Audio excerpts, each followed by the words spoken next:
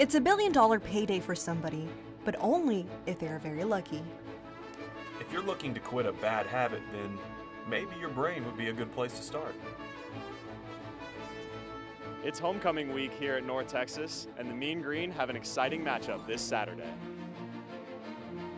Broadcasting live from the University of North Texas, this is ntTV Nightly News.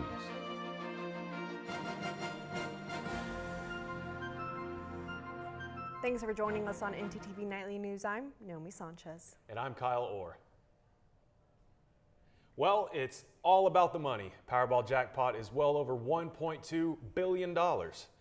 It's only the second time in the game's history that the jackpot has climbed over $1 billion. Now, what are your odds? Well, you have a better chance of becoming President of the United States or the next LeBron James rather than winning that lottery. But hope springs eternal, and millions of people will be playing. And certainly one group of people with high hopes are all the politicians running for office in next week's midterm elections. And one big group of voters was the focus of all political parties during the past two elections. Who are those very special people? Well, they are moms. That's right, mothers. CNN Karen Kaifa has more. Beth Atkins is a mom of two teenage girls, a medical professional, and a voter in a hot political battleground. I do have to take a moment every now and again to tune out for a couple days. I'm always going to tune back in because that is my duty as an American and as a mom.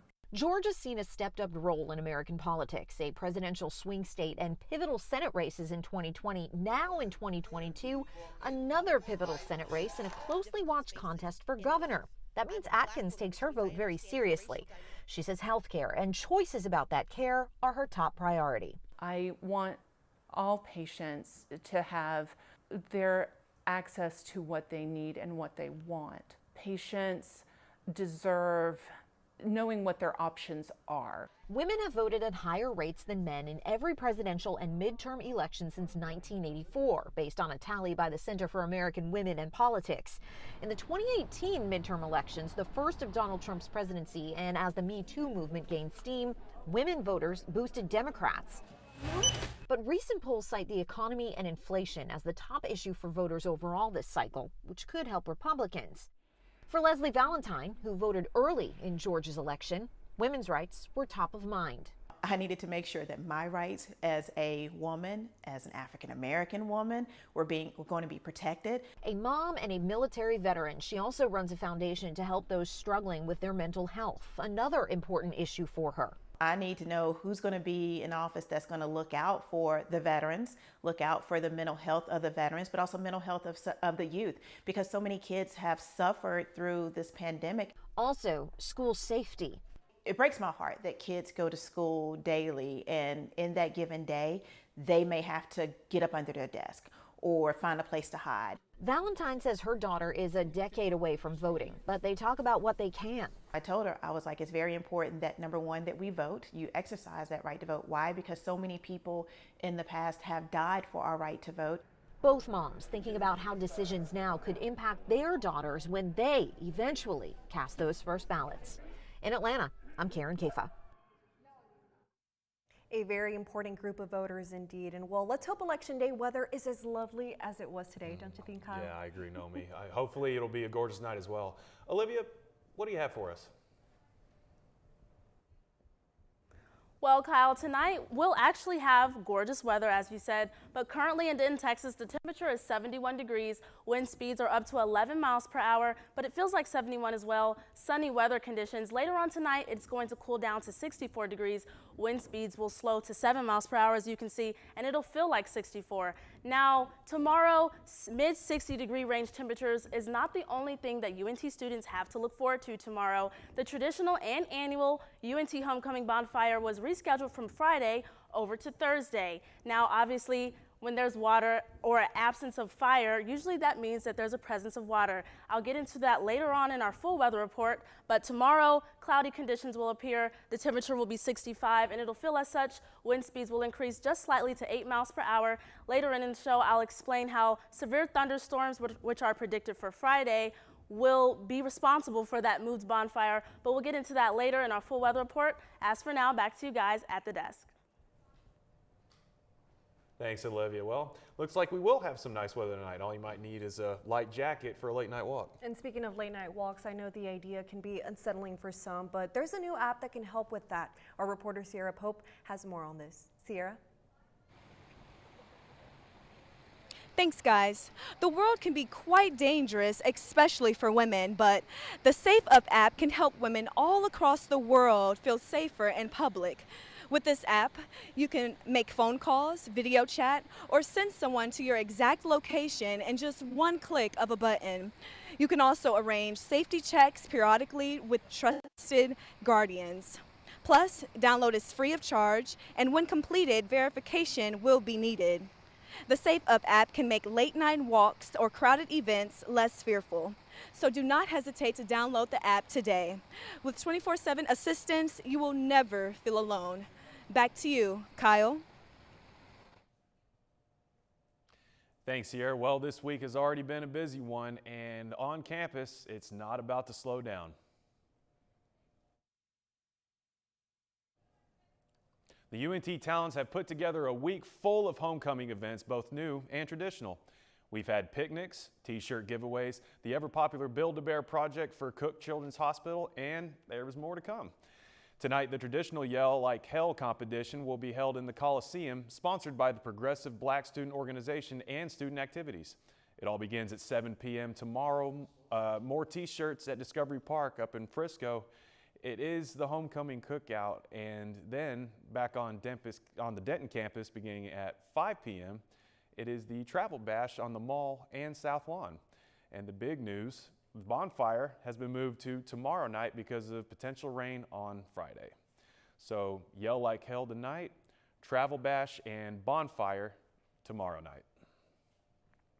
And the UNT cheer team will have a busy month after the homecoming game. They will be heading to the Big Apple to perform in the Macy's Thanksgiving Day Parade.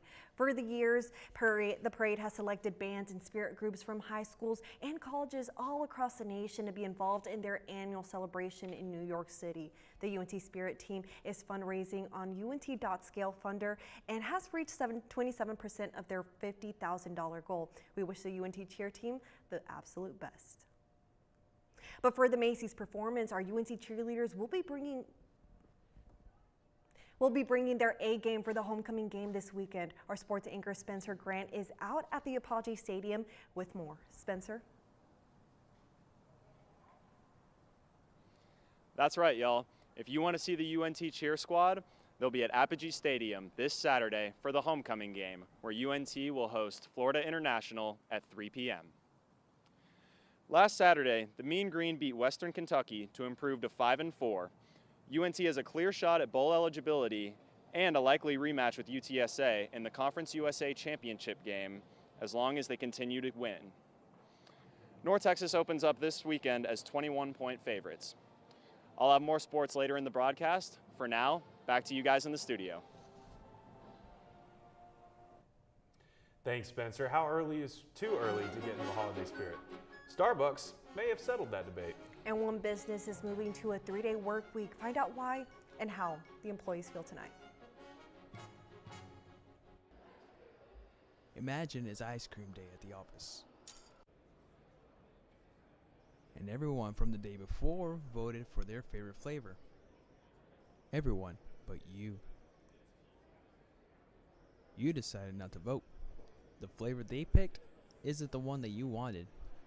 But can you really complain? Shh! Now imagine that with an elected official. Choose not to vote, choose not to be heard. Get registered today. It's that time of year where everyone plays a dangerous game with the flu. Going in uneducated, you run the risk of symptoms like cough, migraine, and fatigue. Don't be like this guy. Combat the flu with cough drops, ibuprofen, and a good night's sleep. Be smart, don't catch the flu.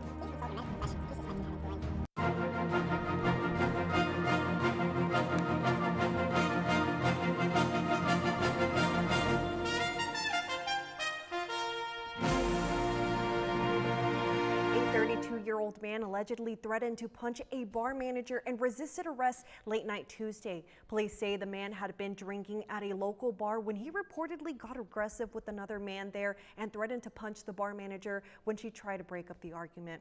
Once the Denton police were involved, the man resisted arrest and attacked the officer. In the end, he was charged with driving intoxicated, resisting arrest, and assaulting an officer. And all that is good reason to pay attention to a new study, one that shows drinking too much is dangerous. Roughly 1 out of 5 deaths of U.S. adults between the ages 20 to 49 is attributed to excessive drinking. The study examined drinking-related causes of death, including vehicular accidents, alcohol poisoning, and liver disease. And the study shows that 1 in 8 deaths was related to drinking, making it the leading cause of preventable deaths in the U.S. The study says the deaths directly related to drinking has gone up in the past 10 years.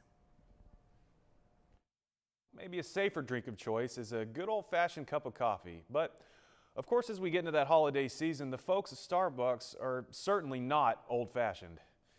Coffee lovers, you can now get your favorite pumpkin spice latte and caramel macchiato in those great holiday cups. In fact, this is the silver anniversary of the tradition Starbucks has been offering up new designs for the past 25 years. While this new year there is no new drink, you can order a chocolate pistachio swirl roll. And luckily, inclement weather can't stop me or anyone else from going out and getting that chocolate pistachio swirl, because that sounds amazing. Honestly, I've never tried it, but it does sound really good. But this beautiful weather here is such a nice thing that we want staying here in the area. But who knows? Will it stay? Will it go? Let's go to Olivia Thompson for more. Olivia?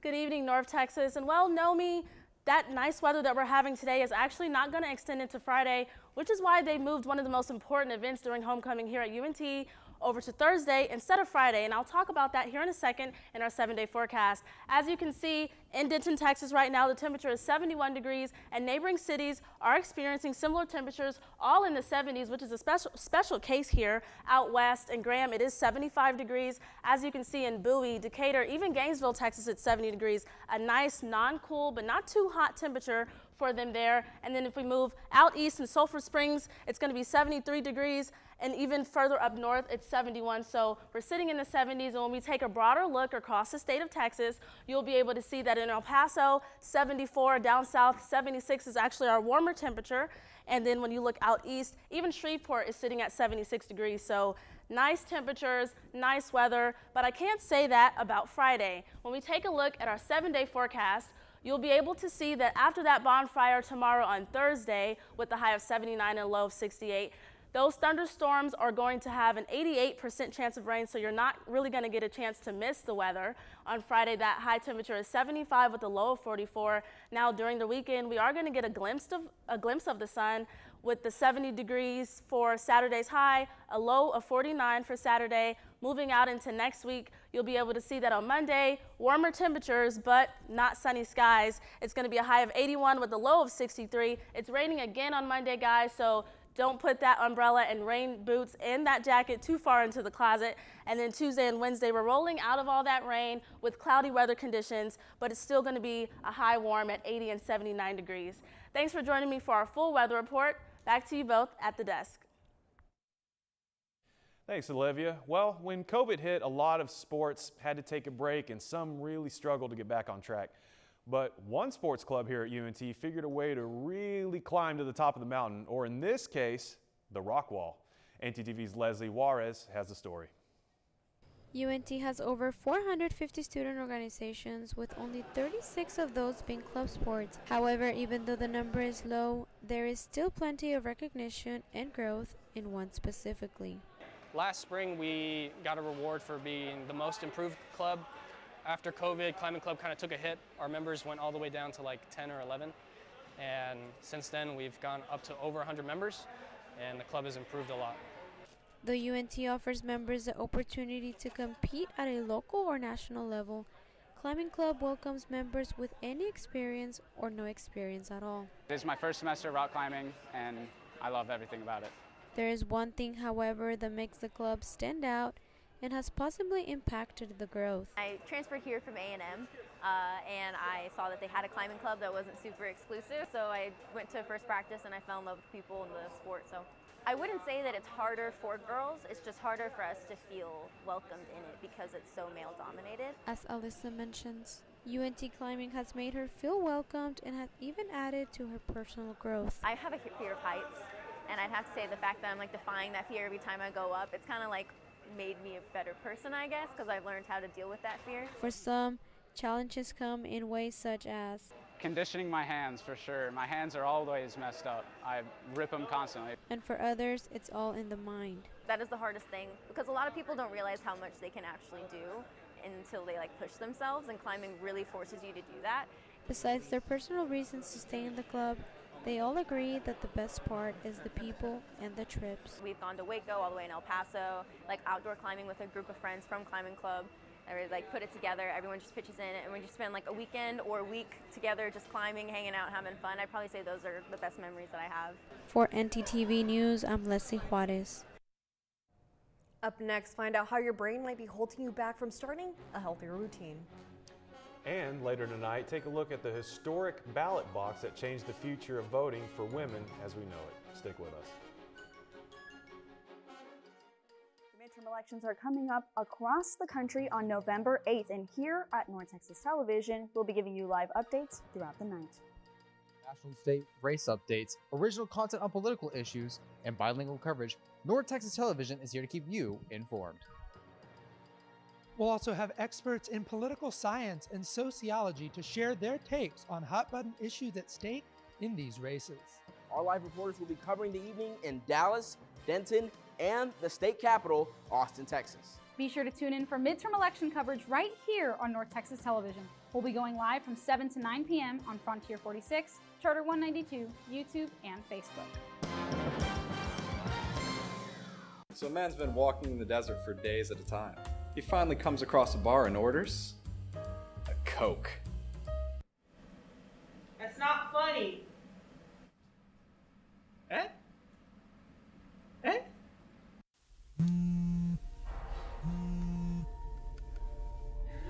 Oh, sorry.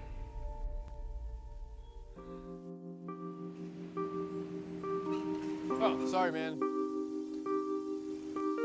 Oh, sorry.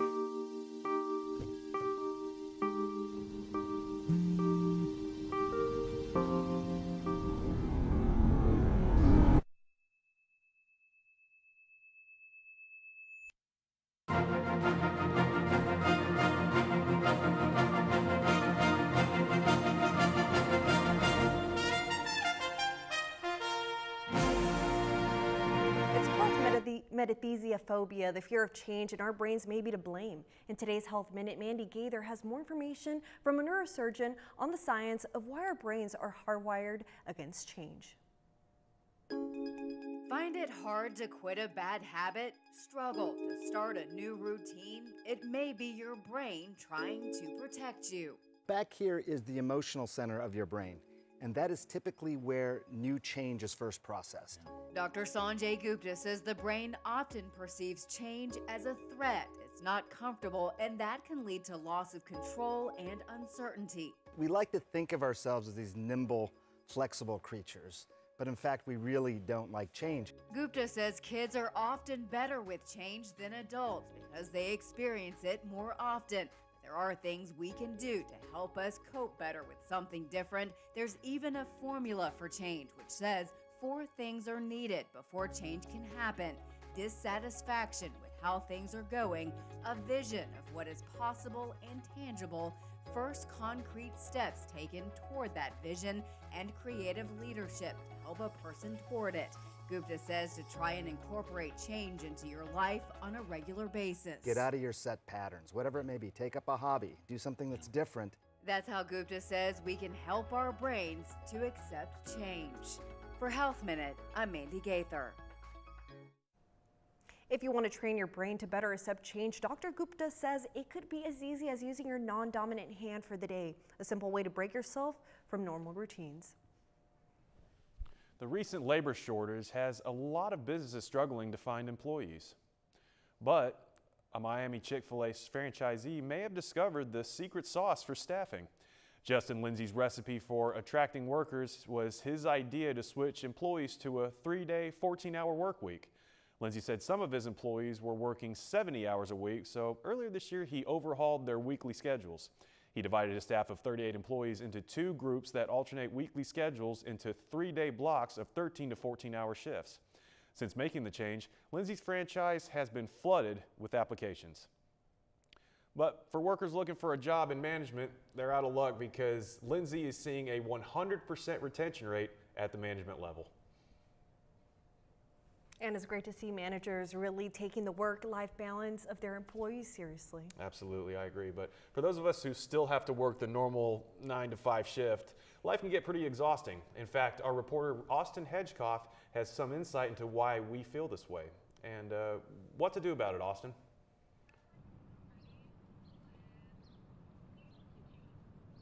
That's right, guys. I'm out here with my good friend Scrappy, soaking up the last rays of sunshine and just enjoying this beautiful weather today. Scrappy, you want to tell them what this is all about? It seems like he's a little bit shy. Anyways, today is the first Wednesday of November, which means it's National Stress Awareness Day, a 24-hour period dedicated to deep breaths and learning how to manage and reduce stress. Whether it's work, class, or just life-related, stress is unavoidable. However, when you start feeling unusually anxious, angry, overwhelmed, or if you're having trouble sleeping, it's time to take a step back and figure out what you can do to manage your stress. Thankfully, there's lots of simple and effective ways to calm your mind, some so easy you could even start tonight.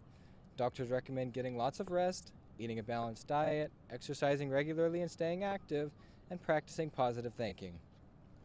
However, you don't have to go through this alone.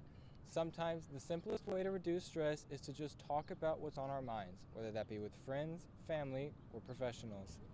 But for now, let's all just take a deep breath. And now it's back to you at the desk. Thanks, Austin. And speaking of stress, I can't imagine trying to game plan against the UNT's women's sports. They are on a roll right now. I can't imagine either, Naomi. I mean, the ladies are dominating the soccer field and the golf course, and homecoming is just days away. That's right. Spence, what do you have for us? That's right, guys. Continuing an already impressive season, the student athletes of the Mean Green really had it going this past week. Stay tuned. Has the weight of stress and anxiety ever felt too heavy to overcome? Wish there was a safe place to confide in? Just winged all of that. Wish granted. How much time do I have? At UNT, we offer counseling and testing services to students located on the 3rd floor of Chestnut Hall.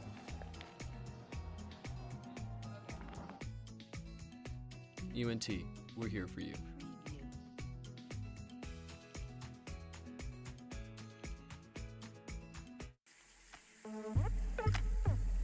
Hey, listen to my flow to save some H2O.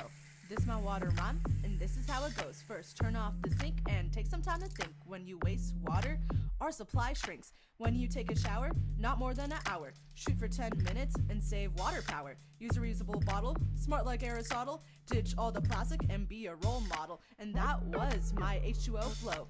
Please remember how it goes, because if you don't, Earth will go, oh no!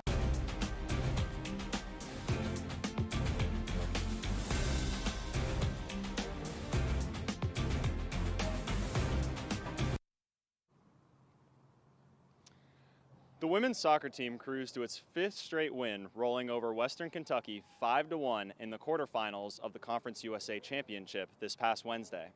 The 5 goals scored were the most Western Kentucky had given up in any match since 2006. Senior captain Olivia Klein, who had just been named Conference USA Player of the Year, joined in on the action in the first half, scoring her 10th goal of the year. After tying for 9th place this week at the Battle of the Beach, Audrey Tan was named Conference USA Golfer of the Week, making it 8 straight Conference Weekly Awards for the program in weeks that the team had played. This honor marks the 5th for Tan during that stretch and the 8th of her career. The Mean Green will return to action on January 16th, where they travel to Houston for the start of their spring slate. And lastly, UNT libero Alia Galdiera was named Conference USA Defensive Player of the Week this past Monday. She recorded a conference-high 42 digs over 9 sets for the week and also contributed 10 assists and 3 aces in a pair of wins against UTEP and UTSA. Galdiera joins teammate Shadiman Hawley as the second UNT honoree for the award this season. That's all for sports. Back to you guys at the desk. Thank you, Spence. As we enter the 2022 midterm elections, we want to go back in time, 100 years to be exact, to when women cast their first ballot. David Schumann takes us to Minnesota for an important piece of voting history. Gloves mandatory to handle this piece of American history. It originally started as a Civil War medical box. It was owned by Dr. Percival Barton, and he was a physician from Inver Grove. The box, which now belongs to the Dakota County Historical Society, eventually had a hole cut in the top, and voila, a ballot box. A fitting artifact for the county where a major milestone in American politics took place. South St. Paul has the connection of having the first women in the country to vote after the passage of the 19th Amendment. The historic amendment gave women the right to vote in 1920. Remarkably, a clip exists of that very first woman, Marguerite Newberg, casting her ballot in South St. Paul, the day after the Secretary of State signed the amendment. About 90 women woke up early, got in line to register to vote here in South St. Paul, and they were the ones to cast their ballot. They helped pass a local bond referendum that day. It was a while, though, before Minnesota's women became a substantial voting bloc. It really took up until the 60s and 70s before women actively started to get involved. The voter turnout was very poor. But since then, Minnesota and all voters, women across the country, have voted in higher rates than men. Each vote next week will be part of a proud legacy of Minnesotan civic engagement that goes back to Marguerite Newberg and beyond. There's not anything real special about what it looks like or where it was, but you know, it's the stories that go along with it that kind of make it interesting. In South St. Paul, David Schumann, WCCO 4 News. An important piece of history indeed, don't you think, Kyle? Absolutely. I think I'm looking forward to going to the ballot box November 8th and seeing everybody there as well. Exactly. Go vote, people. Go vote. And thanks for watching ntTV Nightly News. Join us again tomorrow at night at 6 here on North Texas Television.